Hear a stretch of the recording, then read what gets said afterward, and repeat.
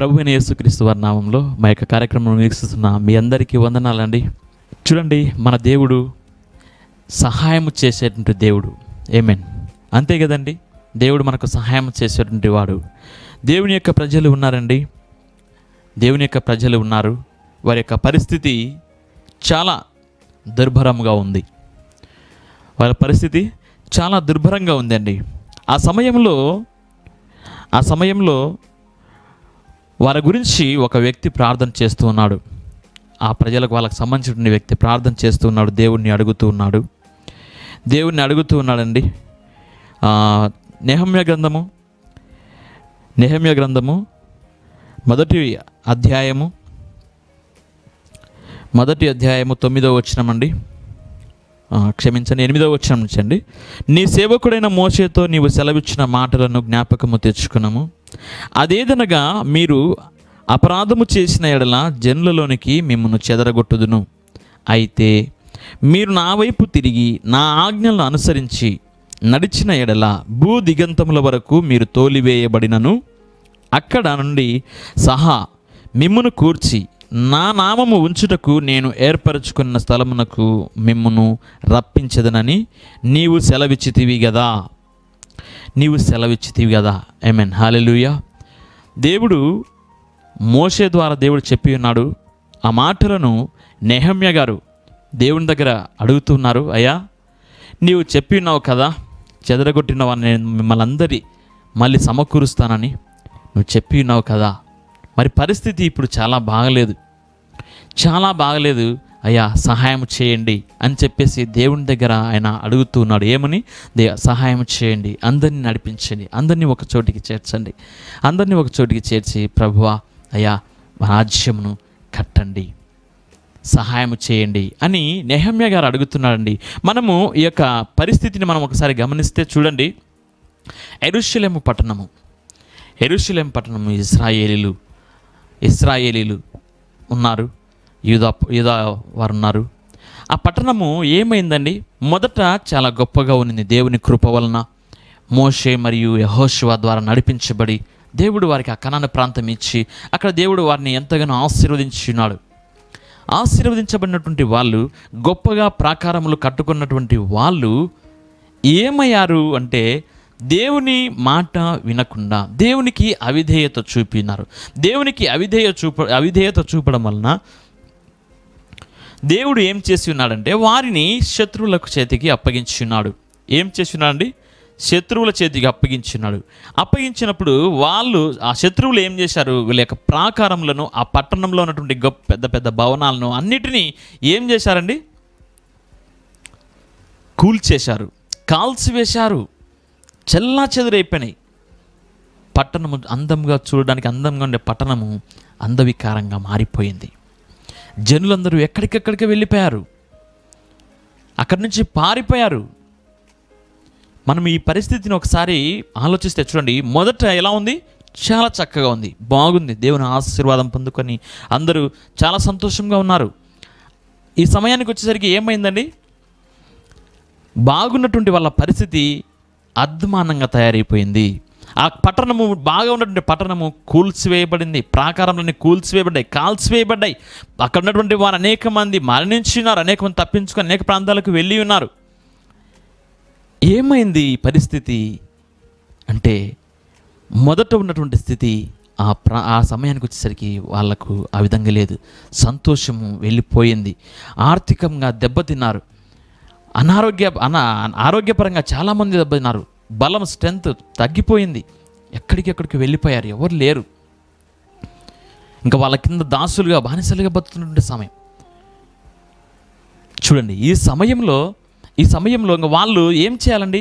దేవునికి మొరపెట్టాలి కదండి. వాళ్ళు మొరపెట్టలేదు దేవునికి.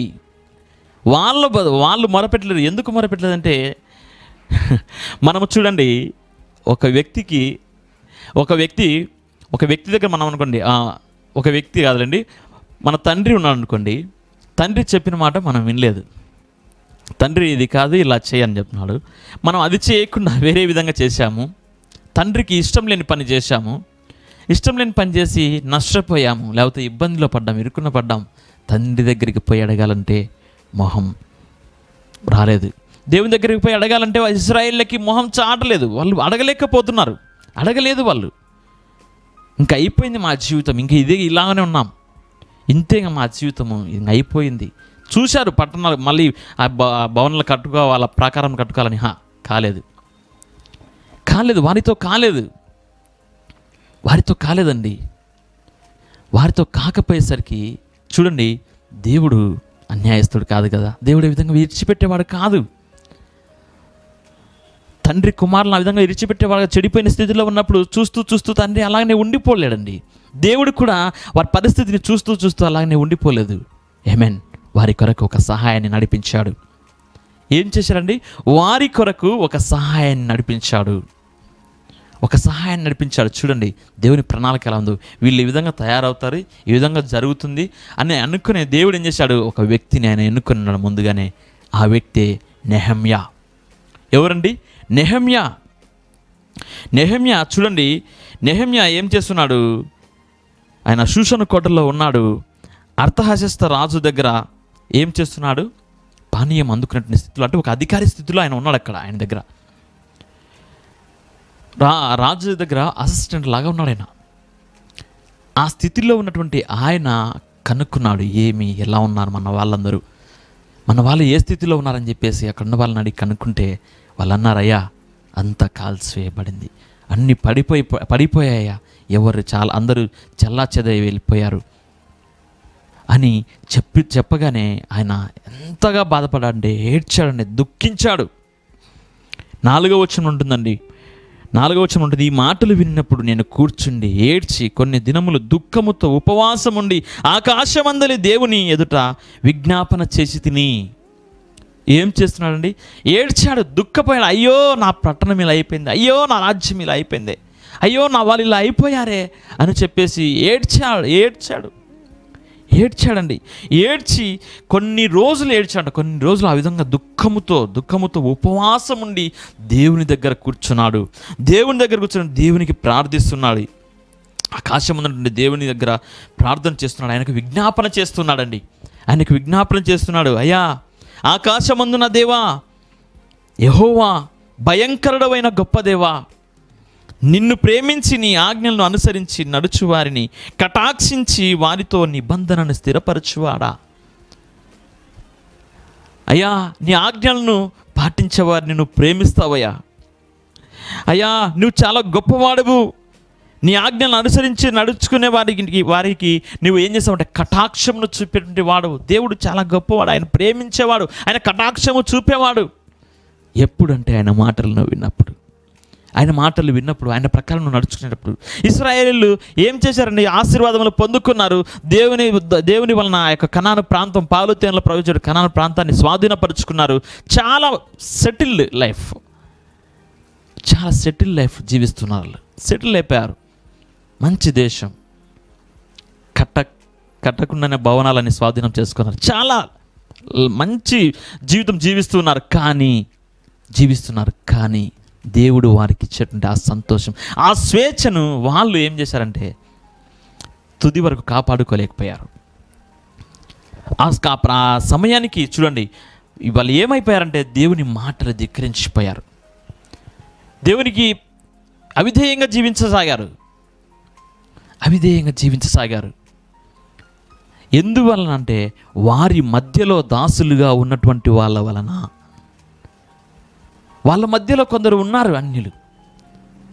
వారి వలన వాళ్ళు ఏం చేశారంటే దేవునికి అవిధేయంగా మారిపోయారు. వాళ్ళ కుమారులను ఇచ్చుకోవడం, పెళ్లి చేసుకోవడం, దేవుడు చెప్పినటువంటి మాటను వాళ్ళు ధిక్కరించి దేవుని మాటను పట్టించుకోకుండా పెడచెవిన పెట్టి ఏం చేశారంటే దేవుడు చెప్పిన మాట కాదని చెప్పేసి అవిధేయంగా జీవించసాగారు. దానివలన దేవుడు ఏం చేశాడు? వాళ్ళని శత్రువులకు అప్పగించాడు, ఫిలిస్తీయులకు అప్పగించాడు. అప్పగించడం వలన నాశనం అయిపోయారు. పట్టణమంతా ప్రాకారములు కూలిపోయాయి, భవంతులన్నీ కూలిపోయాయి. అంత దుర్భరమైన స్థితిని వాళ్ళు అనుభవిస్తున్నారు. అప్పుడు దేవుడు వారి కొరకు నెహమ్యాను లేపాడండి. నెహమ్యాను నడిపించాడు. దేవుడు వారికి సహాయం చేయాలనుకున్నాడు. అందుకే నెహమ్యాను దేవుడు ప్రేరేపించాడు. అక్కడ ఆ రాజు దగ్గర ఉన్నటువంటి నెహమ్యా బాధపడుతున్నాడు, ఏడుస్తున్నాడు, వారి కోసం దుఃఖపడుతున్నాడు, వాళ్ళ కోసం అయ్యో నా వారు ఇలా అయిపోతున్నారు, అయ్యో నా దేశం ఇలా అయిపోయిందని ఏడుస్తూ ఉన్నాడు. ఏడుస్తూ దేవుని దగ్గర మొర పెట్టుకుంటున్నాడు. అయ్యా నువ్వు కటాక్షం చూపయ్యా, అయ్యా నువ్వు సహాయము చేయి, అయ్యా నువ్వు సహాయము చేయి అని చెప్పి దేవుని దగ్గర మొరపెట్టుతూ ఉన్నాడండి. ఈ చూడండి, ఈ మాటలు నిజమండి. దేవుడు మీతో మాట్లాడుతూ ఉన్నాడండి. దేవుని మాటలు మీ ఎడల బయలుపరచబడుతున్నాయి. మరి ఎవరైతే మరి మొదట మీ స్థితి బాగుండి ఇప్పుడు మీ స్థితి ఈ విధముగా అంటే నష్టపోయిన స్థితి, కూల్చబడిన స్థితి, అణగారిపోయినటువంటి స్థితిలో ఎవరైతే మరి ఉన్నారో, మొదట మీరు సంతోషంగానే ఉన్నారు దేవుని కృప వలన. తరువాత మీరు దేవునికి దూరం అయిపోవడం వలన మీ యొక్క పరిస్థితి అద్దుమానంగా మారిపోయింది. కుక్కలు చింపిన విస్తర్లాగా మారిపోయింది. మీ యొక్క ఆరోగ్యం దెబ్బతినిపోయింది. అనారోగ్యంతో కుంగిపోతున్నారు. ఆర్థికంగా చాలా ఇబ్బందుల్లో ఉన్నారు. సమస్యల మధ్య చిక్కుకొని ఉన్నారు. తిరిగి దేవుని దగ్గర మొరపెట్టడానికి మీకు మనసు రావడం లేదు. నా దేవుడు, నేను ఎలా దేవుడిని అడగాలి అని అనుకుంటూ ఉన్నారు. కానీ దేవుడు మాత్రం మీకు సహాయం చేయడానికి ఆయన సహాయాన్ని నడిపిస్తూ ఉన్నాడండి. సహోదరుడా, మీ దగ్గరికి దేవుడు సహాయాన్ని నడిపిస్తూ ఉన్నాడు. ఈ యొక్క ఇశ్రాయేల్ దగ్గరికి ఏ విధంగా అయితే దేవుడు నెహమ్యాను నడిపించాడో ఆ విధంగా మీ దగ్గరికి దేవుడు సహాయాన్ని నడిపిస్తున్నాడు. సహోదరుడా, సహాయాన్ని నడిపిస్తూ ఉన్నాడు. చూడండి, ఇశ్రాయేల్ దగ్గరికి ఈయన వెళ్ళాడు, నెహమ్యా గారు వెళ్ళారు. అంటే రాజు దగ్గర కూర్చున్నారు. రాజు దగ్గర కూర్చొని ఆయన ఆ పానీయాన్ని అందించేటప్పుడు రాజు ఈ నమ్మకాన్ని చూసి, నువ్వెందుకు ఇలా ఉన్నావు? నీకు రోగం అయితే లేదు కదా, బహుశా నువ్వేదో బాధలో ఉన్నట్టున్నావు, నువ్వు వేదనలో ఉన్నట్టున్నావు, ఏమైంది అని అంటే ఆయన అప్పుడు చెప్తాడు, అయ్యా నా వాళ్ళు, నా పరిస్థితి, నా దేశం పరిస్థితి బాగాలేదయ్యా, నా రాజ్యం పరిస్థితి బాగాలేదయ్యా, దాని ప్రాకారములు కూల్చివేయబడ్డాయ్యా, అయ్యా వారు అక్కడ ఉన్నటువంటి వారి పరిస్థితి బాగాలేదయ్యా, నేను అక్కడికి వెళ్ళాలయ్యా, నువ్వు నాకు సహాయం, నాకు సెలవిస్తే నేను అక్కడికి వెళ్తానయ్యా, నువ్వు నాకు సెలవు ఇవ్వడమే కాదయ్యా, అయ్యా నాకు సహాయం కావాలి, అక్కడ ఆ గోడ నిర్మించడానికి, ఆ ప్రాకారంలో నిర్మించడానికి నాకు సహాయం కావాలయ్యా, అక్కడ ఉన్నటువంటి రాజుల చేత నువ్వు నాకు సహాయం చేయించండి, మీరు నాకు చేయించండి, సహాయం చేయండి అని చెప్పేసి ఆయన రాజు దగ్గర అడుగుతాడండి. అడిగితే రాజు అంటాడు, సరే నువ్వు వెళ్ళేసాయి, నువ్వు ఎన్ని రోజులు, నువ్వు అక్కడ పని అంతా పూర్తి అయిపోయిన వరకు నువ్వు వెళ్ళు, అక్కడంతా పూర్తి చేసుకొని వచ్చేసాయి, నీకు సహాయం చేయడానికి నేను అక్కడ ఉన్న వారికి నేను సెలవిస్తాను, ఇదిగో ఈ యొక్క అధికార పత్రం తీసుకెళ్ళి అక్కడ ఉన్న వాళ్ళకు చూపించు, అక్కడ ఉన్న వారికి నువ్వు చూపించు, వాళ్ళు నీకు సహాయం చేస్తారు తప్పకుండా అని చెప్పేసి ఆయనకు అధికారం ఇచ్చి అక్కడికి పంపిస్తాడు. అదే విధముగా ఆ యొక్క ఒక పత్రాన్ని ఒక లేఖ పంపిస్తాడండి, ఒక అధికార పత్రం పంపిస్తాడు. అది పంపించిన తర్వాత వాళ్ళు చూసి ఆయనకు సహాయం చేస్తారు. సహాయం చేసినప్పుడు చూడండి, వాళ్ళు ఏం చేస్తున్నారంటే ఆ గోడలు, ఆ ప్రాకారములు తిరిగి ఆ పట్టణాన్ని నిర్మించడం వారు ప్రారంభించారండి. ఆమేన్, హల్లెలూయా. దేవుడు కూడా మీ యొక్క పరిస్థితిని దేవుడు మార్చబోతున్నాడు. ఆమేన్. వాళ్ళు నిర్మించడం ప్రారంభించినప్పుడు చూడండి, అక్కడ వారిని స్థితిని చూస్తున్నటువంటి వాళ్ళు శత్రువుల లాంటి వాళ్ళు ఏమంటున్నారంటే వాళ్ళు ఎగతాళి చేశారు.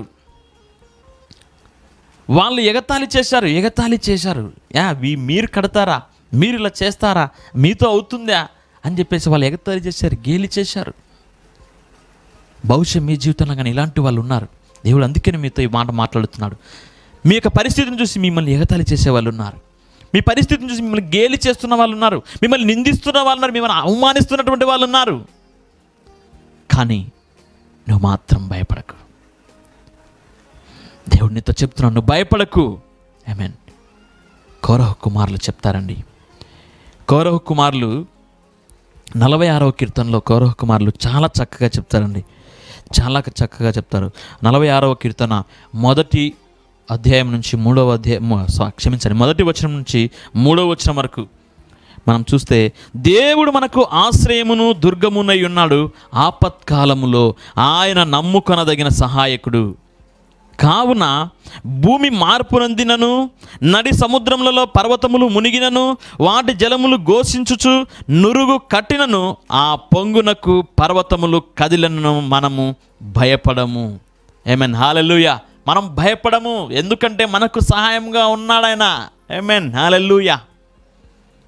రాజులకు రాజు, సైన్యములకు అధిపతి అయినటువంటి దేవుడు మనకు సహాయంగా ఉన్నాడు, మనల్ని నడిపిస్తున్నాడు ఆయన. ఆమేన్. మనకు భయం లేదు, మనకు భయం లేదు. భూమి మారిపోయినను, భూమి తన గతి తప్పినను, భూమి చెల్లా చెదరైపోయిన, మార్పు చెందినను, గుండ్రంగా ఉన్న భూమి చదరంగా మారిపోయినను మనకు భయం లేదు. ఎందుకంటే మనతో ఉన్నవాడు ఈ భూమిని, ఆకాశమును, సమస్తను సృజించినటువంటి దేవుడు. ఆమేన్, హల్లెలూయా. ఆయన మనతో ఉన్నాడు, భయం లేదు, భయపడము అని కౌరవ కుమారుడు చెప్తున్నారండి. నెహమ్యా అదే చేశాడండి. దేవుని కృప వలన నెహమ్యా నడిపింపబడిన నెహమ్యా భయపడలేదు. అవమానంలో ఎదురొస్తున్నాను భయపడలేదు. ఎందుకంటే నెహమ్యా దేవుడు ఇశ్రాయేలుకు పంపించేటువంటి సహాయం. ఆమేన్, హల్లెలూయా. నెహమ్యాకు తెలుసు దేవుని యొక్క బలం ఏమిటో, నెహమ్యాకు తెలుసు దేవుని యొక్క శక్తి ఏమిటో. నా దేవుడు నాకు సహాయం చేస్తాడు. ఆమేన్, నా దేవుడు నాకు సహాయం చేస్తాడు, చూస్తూ ఉండండి అని బహుశా వారితో చెప్పింటాడండి నెహమ్యా. ఎందుకంటే దేవుని పట్ల అంత నమ్మకం ఉంది నెహమ్యాకు, దేవుని మీద అంత విశ్వాసం కలిగిన నెహమ్యా. అందుకే దేవుడు నెహమ్యా నడిపించాడు ఇశ్రాయేలు దగ్గరికి. వెళ్ళు, ఆ పట్టణం కట్టేసేయి. ఆమేన్, వెళ్ళు, ఆ పట్టణం కట్టేసేయి, నేను పిలిపిస్తాను, నేను రప్పిస్తాను, వెళ్ళు అని నెహమ్యాను ప్రేరేపించి దేవుడు పంపించాడు. నెహమ్యా అక్కడికి వచ్చి కడుతూ ఉన్నాడు. అయినప్పటికీ అక్కడ ఉన్నటువంటి వాళ్ళు అంటున్నారు, నెహమ్యాను గేలి చేస్తున్నారు, ఆ ఇశ్రాయేల్ని గేలి చేస్తున్నారు, అవమానపరుస్తున్నారు. అయినప్పటికీ నెహమ్యా ఏం చేశాడంటే, ఆమేన్, హల్లెలూయా, కట్టడం ప్రారంభించాడు. కడుతూ ఉన్నాడు సహోదరుడా.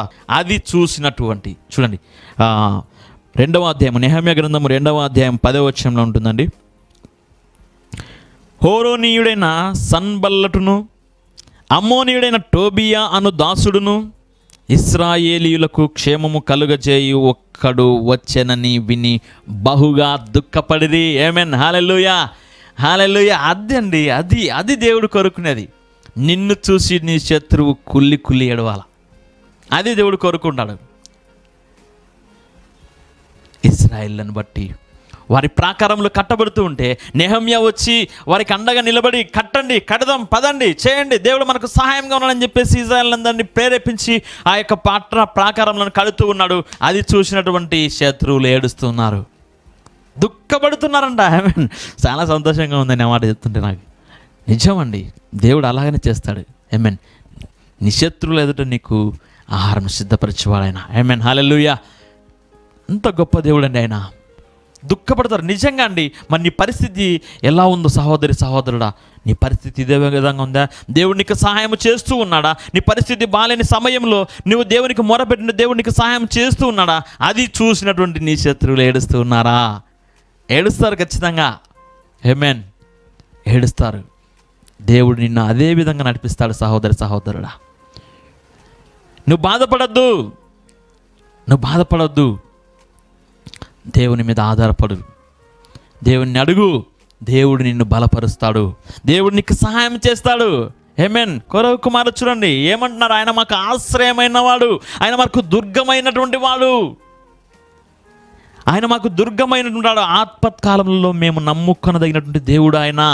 అది సహోదరుడా, భయపడకు. నీ పరిస్థితిని చూసి నువ్వు భయపడకు. నీ పరిస్థితిని చూస్తున్నటువంటి దేవుడు ఆయన. ఆమేన్. నీ పరిస్థితిని చూస్తున్నటువంటి దేవుడు ఆయన. నీ కొరకు సహాయాన్ని నడిపించేటువంటి దేవుడు ఆయన. నీ కొరకు సహాయాన్ని నడిపించేటువంటి దేవుడు ఆయన. జ్ఞాపకం చేసుకో.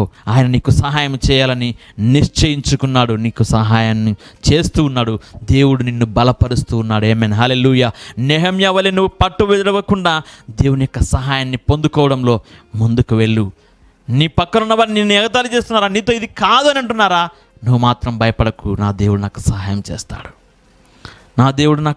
చేస్తాడు, నా పరిస్థితిని మార్చేటువంటి దేవుడు నాకు సహాయం చేస్తాడు అని ధైర్యంగా ముందుకెళ్ళు. దేవుడు నిన్ను నడిపిస్తాడు. ఆమేన్, హల్లెలూయా. చూడండి, ఆ నెహమ్యా ఏం చేశాడండి, వాళ్ళు ఆ ప్రాకారం నెహమ్యా కడుతూ ఉంటే శత్రువులు చూసి కుళ్ళి కుళ్ళి ఏడ్చారు, కుళ్ళుకొని ఏడ్చుకుంటున్నారు, దుఃఖపడుతున్నారంట. నిజంగా చాలా ధైర్యవంతుడండి నెహమ్యా. ఎలా కట్టారండి గోడ, ఎలా కట్టారండి? శత్రువులు వారి మీదకి వస్తారేమో అని భయపడి, శత్రువులు వారి మీదకి వస్తారని ఆయన అనుకుని ఒక చేత, చూడండి, ఒక చేత పని చేస్తూ ఉన్నారు, ఒక చేత ఖడ్గము ధరించాడు. ఆమేన్, హల్లెలూయా. ఏమి జ్ఞానం అండి, ఏమి జ్ఞానం అండి. ఒక చేత ఖడ్గం పట్టుకున్నారు, ఖడ్గాన్ని ధరించారు, ఒక చేత మాత్రము గోడను కట్టడం ప్రారంభించారు. అది వదలకుండా చేసేటువంటి యొక్క కార్యసాధకుని యొక్క పని అది. ఆ విధంగా ఉంటాడు కార్యసాధకుడు. నేను ఏదేమైనా సరే ఇది చేసి తీరాలా, ఏదేమైనా సరే ఇది చేసి తీరాలా. ఎందుకంటే నాతో కాదు, కానీ నా వెనుకన్నటువంటి నా దేవునితో అవుతుంది ఈ పని. నాకు అసాధ్యమైనది ఏదన్నా ఉండొచ్చు, కానీ నా వెనుక ఉన్నటువంటి వానికి మాత్రము ఆయనకు అసాధ్యమైనది ఏది లేదు. ఆయనకు అన్నీ సుసాధ్యమే. ఆమేన్, ఆయనకు అన్నీ సుసాధ్యమే. నువ్వు అనుకుంటుండొచ్చు, నేను ఇంతవరకు ఎక్కాను, నేను ఇంతవరకు ఈ పని చేశాను, లేకపోతే నా ఆరోగ్యం ఇంతవరకు వచ్చింది అంటే కొద్ది కొద్దిగా బాగుంది, ఇక మీదట ఎలానో నాకు ఆరోగ్యము నేను చూపించుకుని నాకు ఆర్థికమైన పరిస్థితి నాకు సరిగా లేదు, లేకపోతే నా యొక్క శ్రమలో ఇన్ని శ్రమల్లో దేవుడు నన్ను కొంచెం నడిపిస్తూ వచ్చాడు, నన్ను సమస్యను నన్ను దేవుడు తప్పిస్తూ ఉన్నాడు. లాస్ట్కి వచ్చింది ఇంకా ఏం చేయాలో, దేవుడు ఇంకా కంటిన్యూ నాకు చేస్తాడా, కంటిన్యూగా దేవుడు నాకు సహాయం చేస్తాడా చేయడా అని సందేహం పెట్టుకోవద్దు. నీకు సహాయం చేసేటువంటి దేవుడు నీ పని పూర్తి చేసేంత వరకు ఆయన నిన్ను విడువడు, ఆయన ఎడబాయడు. ఆమేన్, నీకు సహాయం చేస్తూనే ఉంటాడు ఆయన, నీకు సహాయం చేస్తూనే ఉంటాడు ఆయన. నీ శత్రువులు కుళ్ళుకొని ఏడవడమే కాదు, నిన్ను చూసి వద్దురా బాబు, ఇలా దేవుడు చాలా గొప్పవాడు, ఇలా దేవుడు చాలా గొప్పవాడు అని నిన్ను చూసి పారిపోయే విధంగా దేవుడు చేస్తాడు. ఆమేన్, హల్లెలూయా. నిన్ను చూసి నీ శత్రువు పారిపోతాడు, నిన్ను చూసి నీ యొక్క పరిస్థితిని తారుమారు చేసేటువంటి సాతానుగాడు పారిపోతాడండి నీ యొద్ద నుంచి. ఎప్పుడు దేవుని మాటను నమ్మి నువ్వు ఆయన సహాయం నాకు చేస్తాడు అని నువ్వు నమ్మి ముందుకు వెళ్ళినప్పుడు, ఆమేన్, హల్లెలూయా, నమ్మి నువ్వు ముందుకు వెళ్ళినప్పుడు తిరిగి నీ మొదటి స్థితి నీకు వస్తుందండి. తిరిగి మీ మొదటి స్థితి మీరు పొందుకుంటారు, తిరిగి మీరు బలపడతారు, తిరిగి మీ ఆర్థిక పరిస్థితి మెరుగవుతుందండి, తిరిగి మీరు ఆరోగ్యాన్ని పొందుకుంటారు, బలమును పొందుకుంటారు, శక్తిని పొందుకుంటారు. ఆమేన్, హల్లెలూయా. తిరుగులేని వానిగా దేవుడు మిమ్మల్ని చేస్తాడు. ఎప్పుడు నా దేవుడు నాకు సహాయం చేస్తాడని చెప్పేసి బలముగా ముందుకు వెళ్ళినప్పుడు, ఇతరులను పట్టించుకొని ఏడ్చినప్పుడు కాదండి.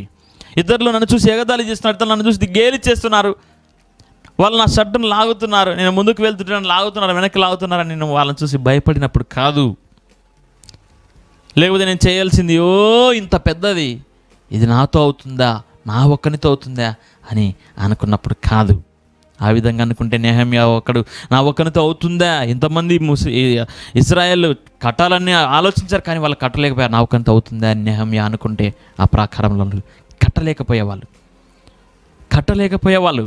కానీ నెహమ్యా ఎప్పుడైతే దేవుడు నాకు సహాయం చేస్తాడు, నా దేవుడు నాకు సహాయం చేస్తాడు, ఆయన ప్రభావము, ఆయన బాహుబలము, ఆమేన్, హల్లెలూయా, నాపై ఉంచి నన్ను నడిపిస్తాడు దేవుడు అని ఎప్పుడైతే ఆయన నమ్మి ముందుకు వచ్చాడో అప్పుడు దేవుడు కార్యములు చేయడం ప్రారంభించాడు. ఆమేన్, హల్లెలూయా. అప్పుడు దేవుడు కార్యములు చేయడం ప్రారంభించాడండి. దేవుడు ఖచ్చితంగా నీ పరిస్థితిని మొదటి స్థితికి తెస్తాడండి.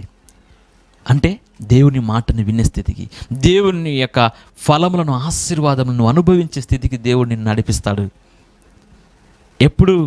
నువ్వు ఇప్పుడు దేవుని దగ్గర ఒప్పుకున్నప్పుడు, దేవుని దగ్గర ఒప్పుకోవాలా, అయ్యా అవునయ్యా మొదట నా పరిస్థితి బాగుందయ్యా, అప్పుడు నేను నీ మాట వినలేదయ్యా,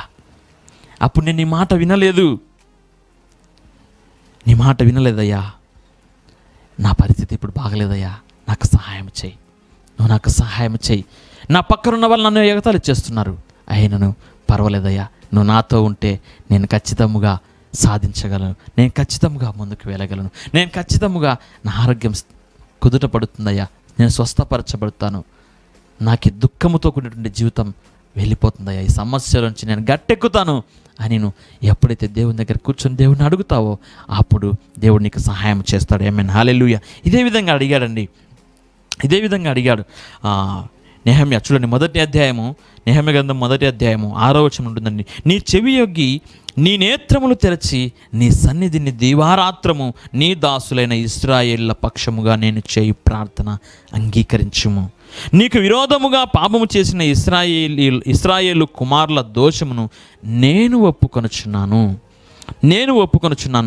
నేనును నా తండ్రి ఇంటి వారిను పాపము చేసి ఉన్నాము. నీ ఎదుట బహు అసహ్యముగా ప్రవర్తించితిమి. నీ సేవకుడైన మోసే చేత నువ్వు నిర్ణయించిన ఆజ్ఞలైనను కట్టడలనైనను విధులనైనను మేము గైకొనకపోతిమి. ఒప్పుకున్నాడు ఆయన. అయ్యా నిజం, అవును ప్రభువా, మొదట మా పరిస్థితి బాగుంది, తర్వాత నేను మీ మాట వినక మా పరిస్థితి ఇలా అయిపోయింది అని చెప్పేసి మేము పాపం చేసినాం, మేము తప్పు చేసినామయ్యా, నువ్వు చెప్పిన మాట వినలేదు, నీకు అవిధేయంగా జీవించామయ్యా అని చెప్పేసి దేవుని దగ్గర ఒప్పుకున్నాడండి. ఆయన ఒప్పుకున్నాడు కాబట్టి రాజు దగ్గర నుంచి ఆయన మా ఆజ్ఞ పొందుకొని వెళ్ళిపోయాడు. రాజు సహకారం చేత ఆ ప్రాకారంలో ఆయన కట్టగలిగాడు. ఆమేన్, ఆ ప్రాకారంలో ఆయన కట్టగలిగాడు. నీవు కూడా ఆమేన్ ఎప్పుడైతే ఆ విధంగా దేవుని దగ్గర నువ్వు ఎప్పుడైతే ఒప్పుకుంటావో అప్పుడు దేవుడు నీకు సహాయం చేయడం ప్రారంభిస్తాడు. ఆమేన్, హల్లెలూయా. దేవుడు సహాయం చేయడం ప్రారంభిస్తాడు. నీ యొక్క స్థితిని ఆయన మారుస్తాడు. సహోదరుడా, నీ యొక్క స్థితిని ఆయన మారుస్తాడు. నీ స్థితిని మార్చడంలో ఆయన అనేక మందిని వాడుకుంటాడు. ఇశ్రాయేల్ యొక్క స్థితిని మార్చడానికి నెహమ్యాని ఏ విధంగా అయితే వాడుకున్నాడో నీ స్థితిని మార్చడానికి నీ స్నేహితులను వాడుకోవచ్చు, నీ బంధువులను వాడుకోవచ్చు, నీ చుట్టుపక్కల నీ అధికారులను వాడుకోవచ్చు, ఎవరినైనా వాడుకున్నాడు. రాజకీయ నాయకులను వాడుకోవచ్చు, ఎవరైనా వాడుకోవచ్చు. దేవుడు ఎవరినైనా వాడుకుంటాడు. ఆయనకు కావాల్సింది నీ స్థితి బాగుపడాలా, నీవు మొదటి స్థితి, నీవు ఆయన దగ్గరికి ఆనుకునే స్థితిలోకి రావాలా, నీ పరిస్థితి బాగుపడాలి, నువ్వు ఆర్థికంగా మళ్ళీ స్థిరపరచబడాలా, నీకెట్టి పరిస్థితుల్లో సహాయం అందాలా అని దేవుడు అనుకుంటే తప్పకుండా ఎవరినైనా వాడుకొని నీకు తప్పకుండా దేవుడు సహాయం చేసే తీరుతాడు. ఆమేన్, హల్లెలూయా. చేసే తీరుతాడండి. నువ్వు ఎప్పుడైతే దేవుని దగ్గర ఆ విధంగా కూర్చొని దేవుని దగ్గర మాట్లాడి ఒప్పుకుంటావో, నన్ను క్షమించయ్యా, నీ ఎడల నేను అవిధేయత చూపినా, తప్పు చేసినానయ్యా, నన్ను క్షమించు అని చెప్పేసి ఎప్పుడైతే నీ పరిస్థితిని గురించి నువ్వు దేవుని దగ్గర చెప్పుకుంటావో అప్పుడు దేవుడు ఖచ్చితంగా నీ యొక్క ప్రార్థన ఆలకించి నీకు సహాయం చేస్తాడు. నెహమ్యాను నడిపించిన దేవుడు నీ కొరకు సహాయాన్ని దేవుడు నడిపించబోతున్నాడు. ఆమేన్, హల్లెలూయా. నిన్ను చూసినటువంటి నీ శత్రువులు ఏడవడం ప్రారంభిస్తారు. సహోదరులా, ఏడవడం ప్రారంభిస్తారండి. దేవుడు ఈ మాటలన్నీ మీ జీవితంలో నెరవేర్చునుగాక. ఆమేన్, హల్లెలూయా. మీ యొక్క పరిస్థితి దేవుని నామానికి మహిమకరంగా మార్చబడునుగాక. ఆమేన్. అది చూసినటువంటి మీ శత్రువులు, ఎవరైతే మీరు చెడిపోవాలని కోరుకుంటున్నారో, ఎవరైతే మీరు ముందుకు వెళ్ళరని గేలి చేస్తున్నారో వాళ్ళు ఏడ్చుదురుగాక. ఆమేన్, హల్లెలూయా. ఏడ్చుదురుగాక. దేవుడి మాటలన్నింటినీ మీ జీవితంలో జరిగించునుగాక. ఆమేన్. ప్రార్థన అండి. పరిశుద్ధుడా, ప్రేమగల తండ్రి, మీకు వందనాలు, స్తోత్రాలైనా తండ్రి. మీరు చూపిన కృపని బట్టి వందనాలయ్యా, మీ మాటలను బట్టి వందనాలు తండ్రి. అవును ప్రభువా, ఈ సమయంలో సహోదరుడు మరి తండ్రి ప్రార్థిస్తూ ఉన్నారు ప్రభువా. అయ్యా, వారి యొక్క తప్పిదమును వాళ్ళు ఒప్పుకుంటున్నారు ప్రభువా. అవునయ్యా, మీ కృపలో వాళ్ళ పరిస్థితి మొదట బాగానే ఉన్నింది ప్రభువా. కానీ తండ్రి, మీ మాటలు వినలేదు, మీ ఆజ్ఞలను పట్టించుకోలేదు, మీ కట్టడలను వారు ప్రభువా వాళ్ళు ఆచరించలేదు తండ్రి. ప్రభువా, దానివల్ల నష్టపోయి ఉన్నారయ్యా. సహోదరుడు నష్టపోయి ఉన్నారు ప్రభువా. అయ్యా, తిరిగి నీ ఎంతకు చేరి ఉన్నారు, నేను అడుగుతూ ఉన్నారు తండ్రి. ప్రభువా, వారిని దీవించండి తండ్రి. ప్రభువా, వారికి సహాయం దయచేయండి తండ్రి. వారికి సహాయం చేయడానికి నీవు ఎవరినైనా వాడుకుంటకు సామర్థ్యము కలిగిన దేవుడవునైనా తండ్రి, నీకు వందనాలు, స్తోత్రములయ్యా. చెవి ఎగ్గి ప్రభువా వారి ప్రార్థనను స్వీకరించండి తండ్రి. వారి విజ్ఞాపనలను మరి తండ్రి ప్రభువా మీరు స్వీకరించండి తండ్రి. తండ్రి మీకు వందనాలు, స్తోత్రములైనా. అయ్యా, వింటున్నటువంటి ప్రతి ఒక్కరు ప్రభువా మీ మేళ్లను పొందుకొందురుగాకనైనా, సహాయంను పొందుకొందురుగాకనైనా యేసుక్రీస్తు ప్రభువారి నామమున ప్రార్థించి అడుగుచున్నాను మా పరలోకపు తండ్రి. ఆమేన్.